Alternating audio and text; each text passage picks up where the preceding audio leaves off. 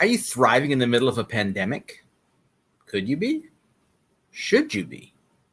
Romans 8:28 says that in all things God works for the good of those who love him, who have been called according to his purposes. Now, when God enters a situation, what was happening to you is now happening for you. Let me say that again. When God enters a situation, what was happening to you is now happening for you. In Genesis chapter 15, verse 20, Joseph is speaking to his brothers. And, the ones who threw him into a pit and sold him into slavery, if you're familiar with this biblical story, and they told his dad he was dead, right? He says, you intended to harm me, but God intended it for good to accomplish what is now being done, the saving of many lives. He's basically saying, you thought you were doing this to me, but you were really doing it for me. The problem we have is that we always want to go back to the way things were before, when God is trying to lead us to a new place. When you think something is happening to you, you look for a way out and a way back. When you realize that something is actually happening for you, then you look for a way forward.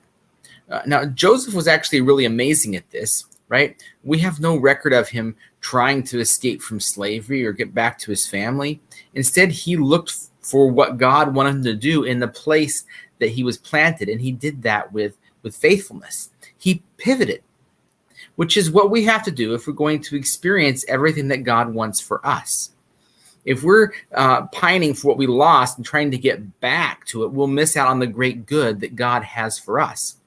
So in this current pandemic, with all the crazy things that have come along with it, what if it wasn't happening to us, but because of God's redemptive power, it is happening for us? Now, please don't mishear me. I'm not saying that God caused the pandemic so that he could bring some kind of benefit out for us in some way. No, the pandemic happened because of sin, disease, and death that's in our world. What I'm saying is that when this happened, God was prepared to work in the middle of it to bring about a great good for his people.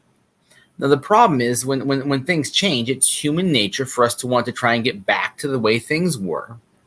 But the blessings God has for us are not back to the old ways, but in new things. We have to pivot. We have to shift directions and find new ways of doing things. Coastal Christian Fellowship is proud to partner with the Florida Conference to sponsor Pivot, a 7-night series designed to help you make changes needed to thrive in our new world. We are bringing you 7 speakers on 7 nights, and you can watch them from the comfort of your own home right here on our Facebook page at 7 p.m. beginning on November 5th. It's going to be November 5th to 8th and then November 12th to 14th. So be sure to follow our page, set a reminder to log in and watch at 7 p.m. on November 5th, and then continuing nightly through the 8th, and then again from the 12th to the 14th of November, each night at 7 p.m.